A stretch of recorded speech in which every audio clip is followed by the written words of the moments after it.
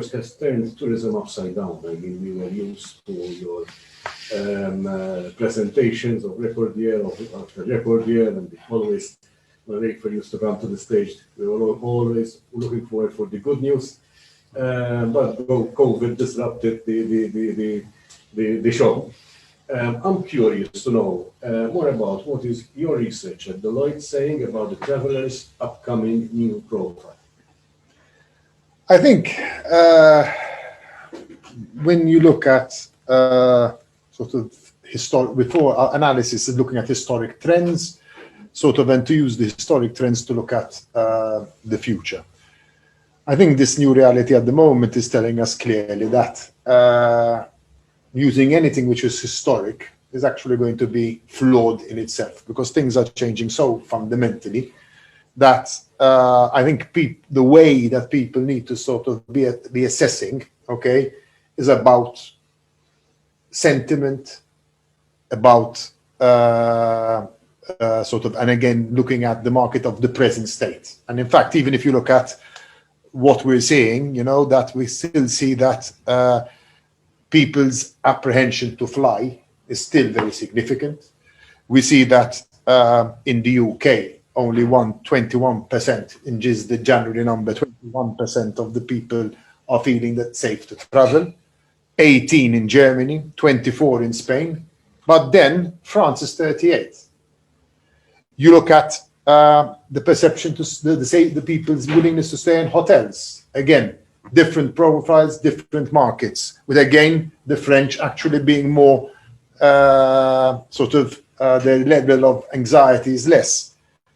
But the most worrying thing is that if you look at even the way perceptions and markets, obviously because of social media and everything, in the next 3 months, the numbers for people ready to book a flight, an international flight, is 12% in the UK, 12% in Germany, 15% from Spain, and 24% on France. So when we start talking about recovery and we're talking about the numbers, we're saying that obviously it is. So what's happening at the moment? So we're looking data on consumers to understand what their preferences are and what their inclinations are. And clearly what's going on at the moment, people are scared. People are anxious about sort of congested areas. So what are people looking at? People are looking at things which are sustainable. People are looking at things which are going to be in the open air. If we look at remote working, what has it done? You know what? I don't need to go for 5 days and be back in the office on a Monday. I can actually go for 3 weeks to a place and actually spend part of it working.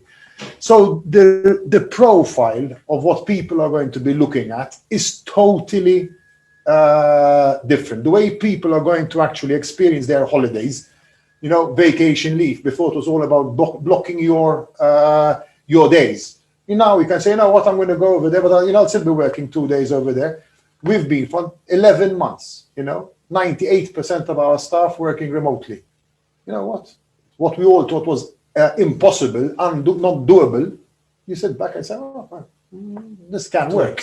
This can work. No, it doesn't work. It can work. It can work. But you talk about a situation where, again, we talk about, there was a discussion over there. I take myself, walks in the country, look at 55 years of my life and see how many times did I do it and see how many times it's changed in, will I keep it up? Definitely. Will we look at a situation where people are going to be looking and appreciating things more? Are people going to be more selective when it comes to people who are doing the right thing? And the answer is yes. And all the international surveys are saying this is where it's going to happen. I do have a concern regarding Malta. I feel that there are too many people out there who still believe that it's going to be as it was yesterday. I think that a lot of our strategy and focus is on how are we going to go back to what we were, or okay, with changes, and even the sort of the MTA strategy is talking about it. But I do believe we have we need to start looking more of what are customers going to want and who are going to be our target customers and what do we need to change to fit in with that new customer experience. If we don't do it, we'll fall behind. We are also technically who can do it quickly. If we put our hard-headedness to let us, we all know it and we want to deny what is the writing on the wall, then I think we could lag behind. So again, there is something on the profile. We really need to be using data, using new technologies to actually move there. So from what you are saying, there seems to be a trend towards more personalized travel, slow travel, possibly longer durations travel as well. You also made reference to a connection with nature, looking for those kind of experiences. So what will the role of technology be in this newer environment where people want to avoid the crowds? How is the environmental structure, the digitalization and NI in this new marketing context going to work? Again, I think it will be the main. I think it could be the differentiating factor for Malta of simply recovering or actually thriving beyond our expectations. Why? Because we are small, and small has always been to our advantage. So if somebody is looking for experiences in Malta to create actually using digital tools, okay, for this person to be able to have the full experience, the multiple alternative scenarios, to actually getting feedback, connectivity, and everything over there is much easier than if you're looking at a big geography. The ability of, again, the amount of people we need to target for Malta's sustainability is not super millions. We've got a number, which makes sense. It can help us to create, again, when we talk about even the sort of the balance in the bed stock capacity, we do believe that people will be spreading themselves over there.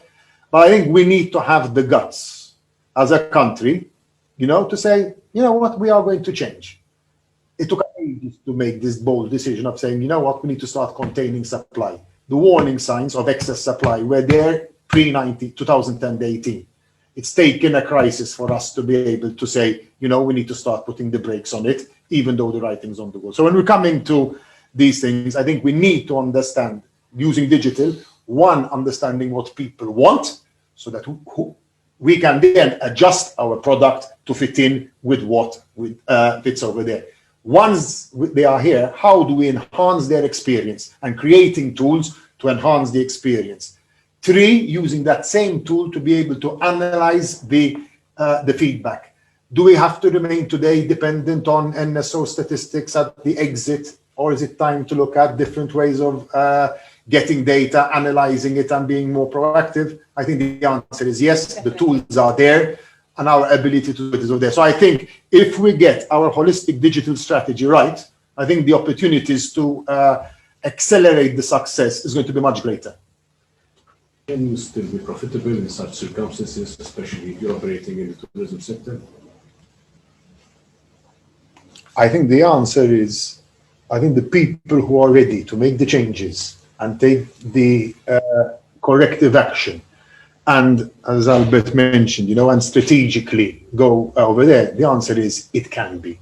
In fact, we already have examples of some hotels. I was talking to Tony before we came in over here, and he was asking about sort of general performance.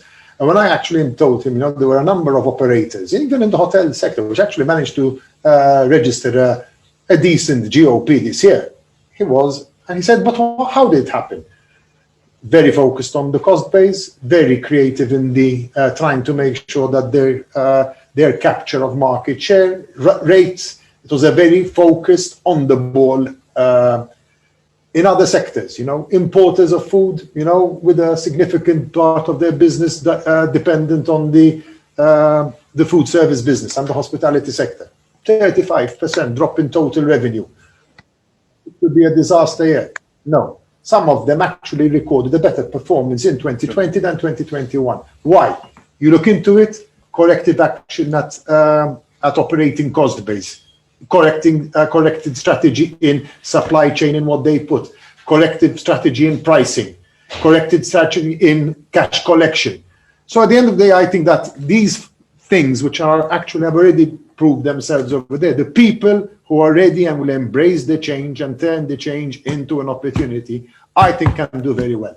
The people who are going to be stuck to the old ways, I think they will be in for a shock, and the quicker that people accept that there's going to be a change, but there has to be change and things are going to be different, the more the people will have a chance of succeeding. And I will link this to maybe the seminars of about a year ago, when I was sort of labeled as l'uccello del malaugurio, when we're talking about forget a recovery in 2020, forget it, even 2021 is going to be challenging, and people would just, people, you must not hear or listen to what they want to hear, or simply say because it was like that in the past, it's going to be the same over there.